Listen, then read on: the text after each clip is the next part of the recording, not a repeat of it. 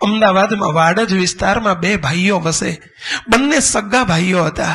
બંનેના બાજુમાં ઘર હતા. એક આ બાજુ રે ડાબી બાજુ, એક જમણી બાજુ, બંને એક દિવાલે બંનેના ઘર. મોટા ભાઈની પાસે પૈસો ખૂબ હતો.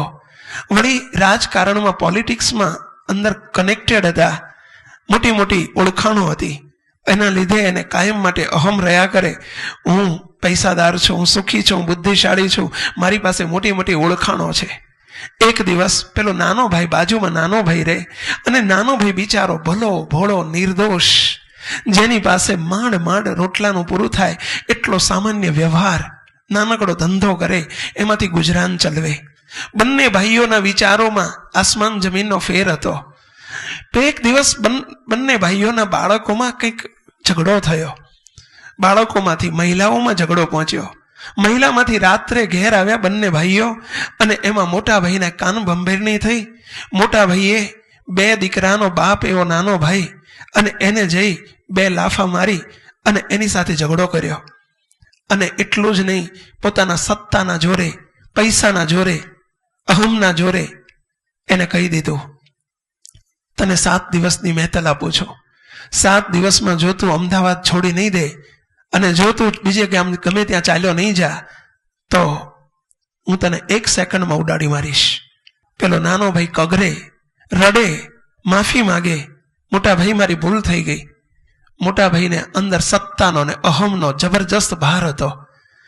નાનાને કહી દીધું, જો હું ધારું છું એ કરું છું, તને ખબર છે.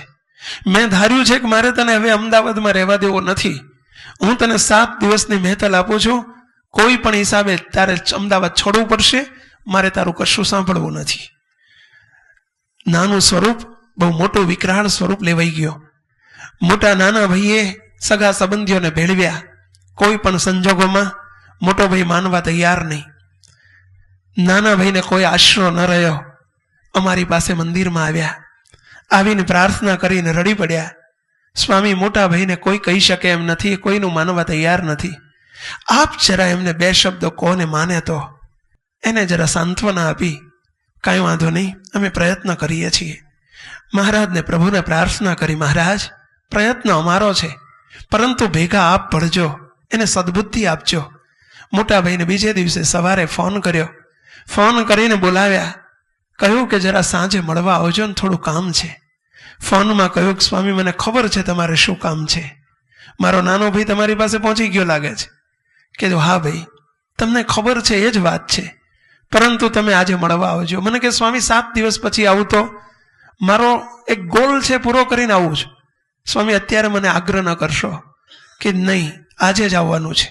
આજ્ઞા છે, તમારે આટલું સ્વીકારવાનું છે, મળવા આવવાનું છે. તમે ન આવી શકો તો અમે તમારા ઘેર આવીએ. સ્વામી, હું આવું છું. રાત્રે 8 વાગે આવ્યા. આવીને બેઠા એટલે હજુ હું કંઈ કહું એ પહેલાં શરૂ કરી દીધું.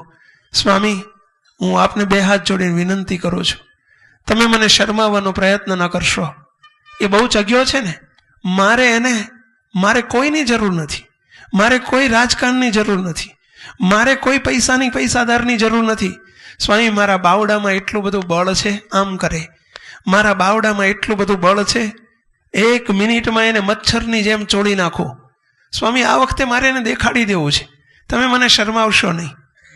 જોયા કરો, સાંભળ્યા કરો. 3 વખત આમ બાવડું બતાવે. મારા બાવડામાં કેટલું બધું બળ છે સ્વામી, તમને ખબર નહીં હોય. 3 વખત કહ્યું, સ્વામી, મારા બાવડામાં બહુ બળ છે, 1 સેકન્ડમાં મારા ભાઈને ચોળી નાખું, માટે તમે વચ્ચે આવશો નહીં. બહુ 3 વખત બોલ્યા. અમને અંતરમાં બહુ દુઃખ થાય કે આટલો બધો અહમ. એમને ઘણું સમજાયા કે ભાઈ, તમારા મા બાપ નથી, તમે મોટા ભાઈ છો. મોટા ભાઈનો હંમેશા ધર્મ છે કે મા બાપની ગેરહાજરીમાં મોટા ભાઈ જ બાપ સમાન છે. તમારો નાનો ભાઈ છે, એના વતી હું માફી માગી લઉં. ચલો, એની કંઈ ભૂલ થઈ ગઈ હોય તો હું 2 હાથ જોડીને માફી માગી લઉં કે એને ક્ષમા કરી દો. ક્ષમા કરવો એ તમારો ધર્મ છે, મોટાનો ધર્મ છે. વિશાળ હૃદય રાખતા શીખો. ઘણું સમજાયા 2 કલાક સુધી.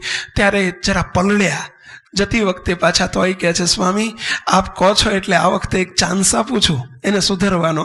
હવે ચલો હું કંઈ નહીં કરું, પણ એટલું તો એને કહી દેજો કે મોટા ભાઈના બાવડામાં એટલું બધું બળ છે ને કે તને 1 સેકન્ડમાં આમ ચોળી નાખે. હો, એટલું તો કહેજો. ભલે. અંતરમાં અમને ઘણું દુઃખ થયું છે. સાંભળજો, રાત્રે 10 વાગે અમે છૂટા પડ્યા છીએ.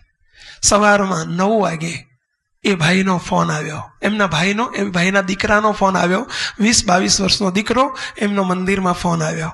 મને કે સ્વામી બાપુજીને સવારના 4 વાગે હોસ્પિટલાઇઝ કર્યા છે અને એડમિટ કર્યા છે, માટે જરા દર્શન દેવા આવો તો બહુ સારું, દવાખાને આવો તો બહુ સારું. બાપુજી યાદ કરે છે. મેં કે શું થયું? રાત્રે 10 વાગે તો મારી સાથે બેઠા હતા. સ્વામી રાત્રે સૂતા, સવારમાં એ લઘુ કરવા, પેશાબ કરવા માટે, યુરિન માટે ઉઠતા અને એમને એ જ મિનિટે લકવો, પેરાલિસિસ થઈ ગયો. આખું ડાબું અંગ રહી ગયું છે સ્વામી, નથી બોલી શકતા, નથી હલી શકતા, નથી ચાલી શકતા. ડૉક્ટરે કહ્યું છે કે પેરાલિસિસ છેલ્લા સ્ટેજનો છે અને બહુ કાં તો જીવશે ને જીવશે તો વર્ષો સુધી સહન કરવું પડશે. માટે સ્વામી એમને બહુ તકલીફ છે, આપ પધારો ને. અમે દવાખાને 12 વાગે ગયા. અમે એમની સામું જોઈ રહ્યા. એ રાતનો પ્રસંગ અમને યાદ આવ્યા કરે કે 3 વખત બાવડા પછાડનારો આ માણસ, મારા બાવડામાં, મારા બાહુમાં આટલું બધું બળ છે, આટલું બધું બળ છે, એ કહેનારા માણસને ઘડીના 6ઠા ભાગમાં, પલકારામાં પ્રભુ કેટલો નિર્બળ કરી નાખે છે કે એને ખબર પાડવા માટે કે આ બાવડાના બળને મૂકી દે ભાઈ, તારા પોતાના બળને મૂકી દે. આ તારો ભાર છે, આ તારો અહમ છે. અહમને ઓગાળીને વર્તતા શીખવું એ જ પ્રભુની ભક્તિ છે, એ જ સાચી આરાધના છે, એ જ સાચી સાધના છે.